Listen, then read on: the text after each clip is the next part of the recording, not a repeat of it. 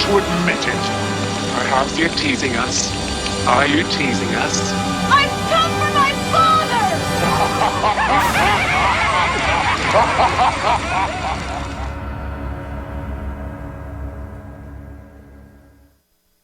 Sequels are very hard, and Candyman 2 was hard too. I mean, I think you make a picture which has some real originality in the marketplace, you're going to get kicked hard on the second picture, whatever happens critically. Critics don't like sequels to pictures that have got a lot of originality. It's really hard for the filmmaker. Tony was director on the second film. He was working on the second film under a great deal of pressure. The pressure to get that second film out was enormous. So I think, you know, there were things that I'm sure he'd like to do again and things that we'd all like to do again. Having done so much work on the original film, I had become very familiar with the material, had an affinity, obviously an affinity for it, because I was able to create material for Hellraiser that felt like it belonged. It didn't feel like out of left field, and I had come to Chris and Clive and said I would like to do the sequel, because they had actually hired or wanted another director to come on board before, and he then had to drop out. And once he dropped out, I said, you know, I think I'd like to come in and give it a whirl. Tony and I got on great almost from the get-go. Actually, it was funny. I had had very little experience with the film world, so my assumption when I heard that a former executive of New World Pictures is coming in to direct the movie and you're going to work together, I pictured a guy at least 10 years older than me in a three-piece suit, and Tony, having read the script, apparently pictured a multi-pierced, tattooed punk. So we were very surprised when the door opened and we found ourselves staring at guys who looked pretty much like each other.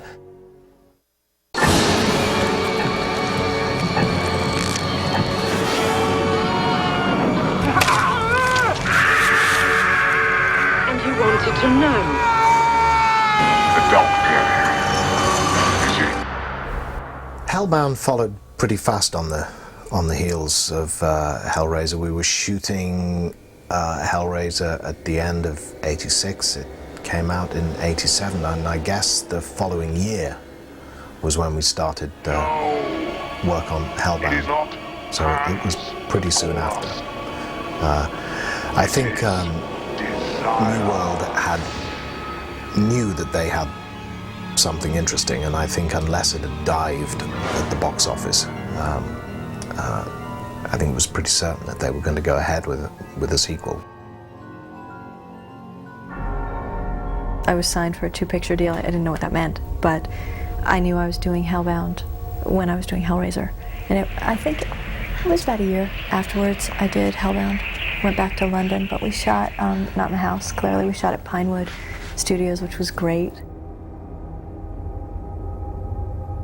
Probably within, it must have been within about a year, I would think. Soon after Hellraiser 1 came out, they knew that they wanted to do number 2. I must admit I wasn't sure that I really wanted to do number 2, to put myself through that kind of mental torment of having their costume on. We'd done the main shooting on Hellraiser, and then it had gone back to the States. They really loved it, so they decided to put some more money in, so that you get a lot more. So most of the effects that we see, like the reconstituting brain and so on, were shot after the main shoot. It became fairly obvious then that this is, you know, people had confidence that there was going to be a second one, so agreed to do it. I did put in the proviso, though, that I would be really grateful if they allowed me to see in the second movie, and they did agree that. So if you look at the Shattering Cenobite at the end of the movie, he's got eyes. They dropped the scene where the skin was peeled off.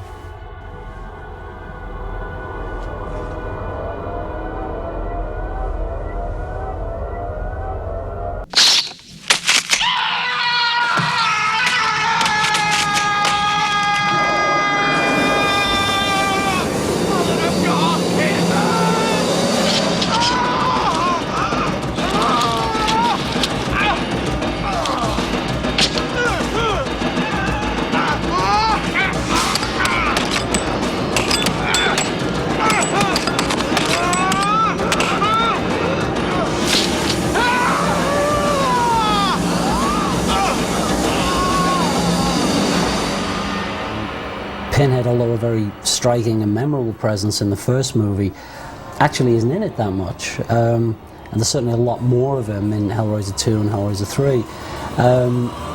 So, you know, having known Doug for a long time and knowing his theatrical background, I knew that he could probably get away with a kind of overly articulate elegance that perhaps other movie monsters couldn't.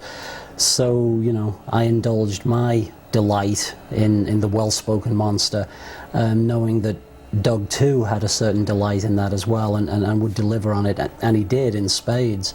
The differences for Pinhead between the first and the second film were A, that he was on screen more, and also we were introducing the backstory idea for the first time, very briefly, at the top of the film, of the army captain, which would get explored much more later in Hellraiser 3, but this was the first time that backstory had come in. It gave me a little bit more to think about.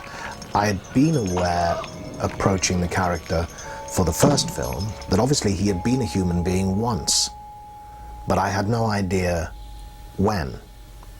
Last week or last year, 10 years ago, or 100 years ago, or 1,000 years ago. I didn't know. So this now gave me something more concrete to work from. The success of the character in the first film is largely about his sense of complete mystery and sense of power, because you don't see him very much. The first time you see him, it's enigmatic. You don't know who he is, why he is, where he is, how he is, what does he want, what does he do, where does he come from, where's he going when this is all over. And at the end of the movie, really those questions have not been answered. Once you move on to a sequel, everything changes.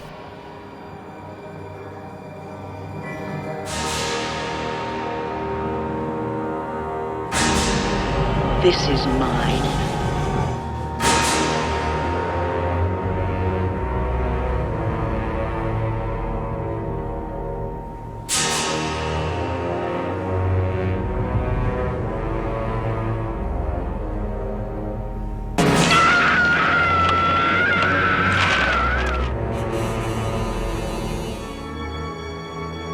Nick Vince almost got skewered. Well, he did, but he almost got very, very, very wounded. There was the incident where they managed to get a large metal hook into my mouth, into the roof of my mouth. That was it. This is when we were filming the death scene. You had this spinning pillar behind me, the railway sleeper behind me, and from that there was a chain and the hook. And I mean, you could not recreate it, you could not plan it. It's a hook, big hook, yay long hook on the end of a chain just spinning around. As I opened my mouth to scream, it just went straight in. I remember that the only thing I said was, right, teeth out, nurse in. That's all I could think of. It was like, what the hell is going on? And I think much to everybody's frustration, the cameraman had been instructed to pan up just before it happened, so it's not recorded on film. Otherwise, I'm sure it would have made it into the movie. I was given 3 contracts for this second movie, the Hellbound. I played a creature trapped in hell, writing blood on the wall. I played Frank the Monster in flashback, but primarily, and what I'm credited for, was this character Browning, the nutcase in the padded cell. Mr. Browning, who whose problem was he was a raving lunatic who thought that bugs and creepy crawlers were coming out of every part of his flesh. And Dr. Stannard, I seem to remember his name, played by my chum, Ken Cranham,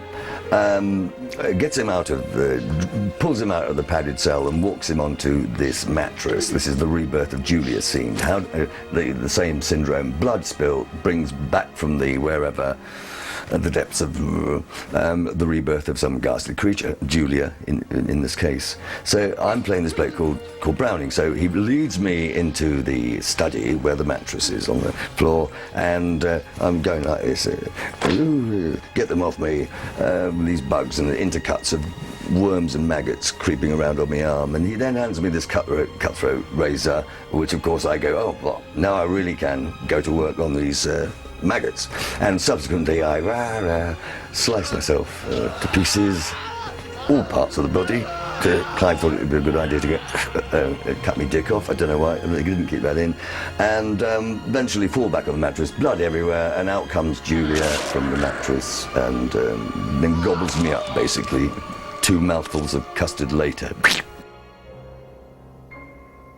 When they enter the underworld there, and they first see the Leviathan, you'll see, you probably won't catch this, but with the those Tibetan horns, I had them Morse code the word God. You know, I don't know exactly what the Morse code is on it, but you'll hear this ba ba dot ba ba dot dot, or whatever the Morse code would be for God.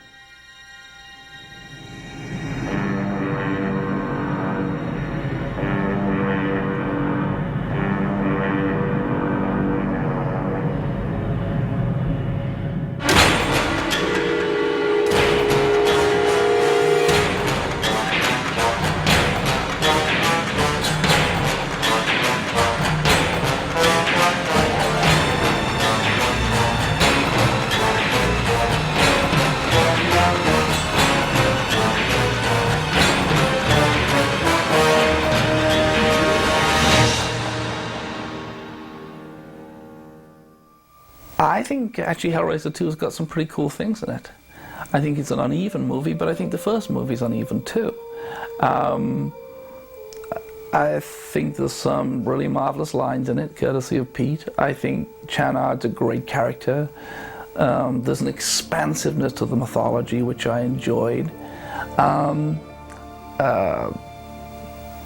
What can I say? I think it's a much better sequel than most sequels to low-budget horror movies. And I'm not damning with faint praise by saying that. I think there are really strong things in the movie, and I had actually had a good time making it, and I enjoyed Tony on it. I thought he brought his own quirky thing to it, as I brought my own quirky thing to the first picture. I think one of the interesting things about the Hellraiser movies is that they all, in their way, reflect their makers. I think that I, at that stage in my life, was probably in a pretty dark place mentally, and I think that a lot of that probably shows through, and I mean mentally in terms of my attitudes about the state of the world and good and evil.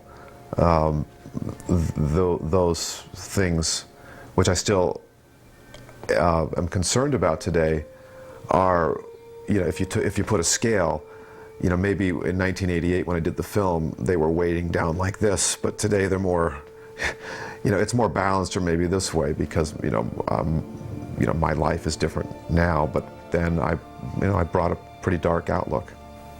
I don't think for a second that the stories are exhausted.